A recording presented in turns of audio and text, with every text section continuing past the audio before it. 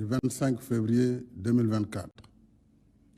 Notre pays est confronté depuis quelques jours à un différend entre l'Assemblée nationale et le Conseil constitutionnel, un conflit ouvert sur fond d'une supposée affaire de corruption de juges. Ainsi, l'Assemblée, se fondant sur ses prérogatives, a décidé, résolution en date du 31 janvier 2024, de mettre en place une commission d'enquête parlementaire pour éclairer sur le processus de vérification des candidatures et sur tout autre fait se rapportant à l'élection.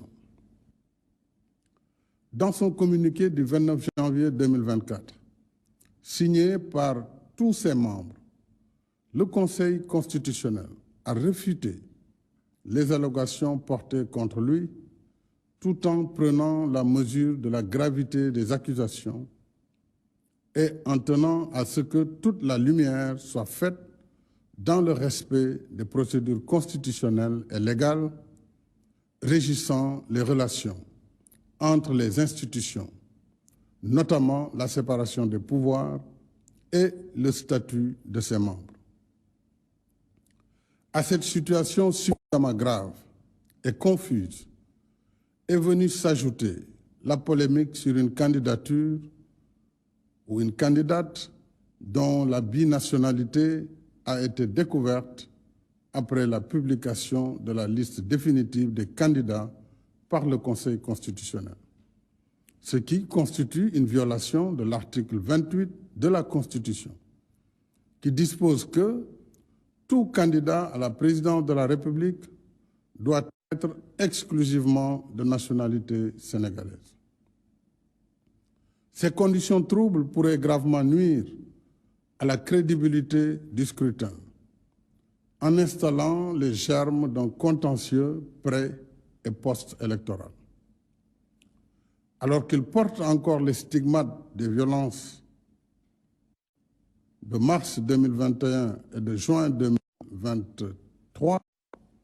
notre pays ne peut se permettre une nouvelle crise. J'ajoute qu'en ma qualité de président de la République, garant du fonctionnement régulier des institutions et respectueux de la séparation des pouvoirs, je ne saurais intervenir dans le conflit opposant le pouvoir législatif et le pouvoir. Devant cette situation, l'Assemblée nationale, agissant en vertu de ses prérogatives, m'a signé pour avis, conformément à son règlement intérieur, une proposition de loi en procédure d'urgence portant aux dispositions de l'article 31 de la Constitution. J'ai pris acte de cette saisie après avoir consulté le président de l'Assemblée nationale, le Premier ministre, le président du Haut Conseil des collectivités territoriales, le président du Conseil économique, social et environnemental et le président du Conseil constitutionnel. En conséquence, compte tenu des délibérations en cours à l'Assemblée nationale d'urgence et sans préjuger du vote des députés, j'ai signé le décret 2024-106 du 3 février 2024 abrogeant le décret 2023-2283 du 29 novembre 2023 portant convocation du corps électoral. Pour ma part, mon engagement solennel à ne pas me présenter à l'élection présidentielle reste inchangé. Enfin, j'engagerai un dialogue national ouvert afin de réunir les conditions d'une élection libre, transparente et inclusive dans un Sénégal apaisé et réconcilié. Vive le Sénégal, vive la République. mbokku Sénégal maa ngi leen di nuyu kenn ku nekk ci turam ak santam di leen xamal ni waxtu bi may wax ak yéen ñu ngi séentu élection bi fal président de la république ñu jàpp ko ci ñaar fukki fan ak juróom ci weeru février ci at mi ñu nekk fan yi yëpp nag réew mi am na lu bare lu fi xew ci ay tolof-tolof ci wàllu élection bi ak processus électoral mu juddu ci loolu benn xiiro ci diggante pencu ndaw réew mi ñu tuddee ko assemblée nationale ak tribunal bi nga xam ne mooy tribunal bu kawe bi ñu tuddee conseil constitutionnel te moom moo war a saytu élection bi moo ko war a contrôler ñaari féewaloo yooyu nag ci diggante ñaari institution yu mag dafa indi lu bari lu mu indi ci réew mi ak ay jafe-jafe ci wàllu élection bi ndax indi na xel ñaar wala boo xel mu tey selon ñi nga xam ne dañu jàpp ne nañu saytoo seeni mbir jaarul ci yoon ginnaaw loolu assemblée nationale bi jàpp ne donte am na loo xam ne jàpp nañ ne leerul wala sax wax nañ ba tudd wàllu ger du ñu ne am na waaye nit ñi wax nañ ko jëmale ko ci tribunal bu mag boobu ak ña sa nekk wala ñenn su ña sa nekk muy loo xam ne lu doy waar la lu Sénégal mosul xam assemblée nationale woote ci bésum fanweeri fan ak benn weeru janvier bi ñu nekk taxawal commission buy def enquête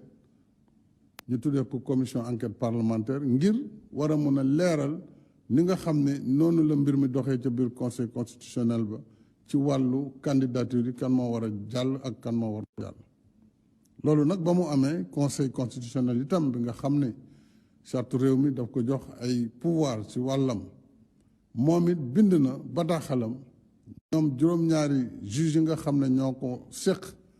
wane ne conseil bi dàq na kàddu yooyu ñu yëkkati ak tuuma boobu ñu yëkkati jëmale ko ci ñenn ci ñoom te it wane nañ ne lépp lu ñu liggéey ñoom ci yoon lañ ko teg waaye bëgg nañu tuuma yooyu ñu leeral ko leeral boo xam ne it dafay respecter charte réew mi respecter it lii ñu tuddee séparation des pouvoirs mooy pouvoir bu si ne yoon moo la jox say prérogative say dogal ak fi nga xam ne fa nga war a yem waaye keneen tam mën a ñëw dugg ci loolu nag bi mu amee te lépp jëm ci élection bi mu am leneen lu ci yokk depuis barki démb lu ñëw gën a teeyal xel yi muy ñu gis ne candidat kat si ñu jàppoon ne ñoom ñoo war a dem ci jongante bi am na ci koo xam ne ndekete yow moom am na beneen nationalité kon lii constitution waxoon ne dafa am ñaari nationalité yooyu nag mooy li nga xam ne moo fi xew te nara indi jiixi jaax si élection bi ni mu tëddee nga xam ne dafa war a nekk élection boo xam ne dafay leer te ñu ànd ci loolu bi loolu amee assemblée nationale toujours ñëwaat na bind ma bataaxel ni nga xamante ne noonu la ko seen charte waxee ñu tuddee ko règlement intérieur xamal ma ne kat benn groupe parlementaire déposé na beneen loi bu bees proposition de loi la buy bëgg soppi benn article bi nga xam ne mu ngi jëm ci wàllu date élection ñoom assemblée nag bu ñu amee sañ-sañ boobu tam faaw ñu laaj jël bataaxal yëgal président la fay xew bi ma jotee bataaxal bi dajale naa consultation seet président assemblée nationale ñëw na seet si moom ma waxtaan ci ak moom waxtaan ci ak premier ministre waxtaan ci ak présidente bu haut conseil bu collectivité territoriale waxtaan ci ak président bu conseil économique social et environnemental waxtaan ci ak président bu conseil constitutionnel ndax booy xool ginnaaw cour suprême muy tribunal ñooñu ñooy constitution ñooñu ñooy institution yi nekk ci biir réew mi ginnaaw ba ma waxtaanee ak ñoom nag wax naa assemblée ne dégg naa li ngeen wax jot naa seen bataaxal kon seen liggéey mën ngeen ko continuer ginnaaw nag ñoom assemblée ñu ngi toog jamono ji di saytu ak dugg ci procédure jël naa décret bi nga xam ne moom mooy ajandi décret bi woote woon ne élection bi le 25 la doon décret boobu jël nañ ko tey mu nekk décret bu ñu signé tey ji ci bés bi ngir ajandi ba xam assemblée nationale lan moo fay génnee ginnaaw bu ñu paree seen liggéey. li ma si bëgg a yokk nag mooy mbir mi nekkuloon lu ñu sóoraale newuloon li ñuy xaar waaye may feddali kàddu ya ma yëkkati woon fii ci seen kanam ci ñetti fan ci weeru juillet at mi ñu génn daaw di xamal leen ne élection bii di ñëw fas yéene wu ma nekk ci candidat loolu dama koy biralaat tey ji te ci gën a taxaw bu loolu weesoo it wala di xamal ne dinaa ubbi jaar bu bees boo xam ne bu lu dul yàgg ngir réew mi ginnaaw jafe-jafe yi ñu dund at yi ñu fexe ba dajale réew mi ci jëm ci élection boo xam ne bu leer lay doon élection boo xam ne tam dinañ ko ubbi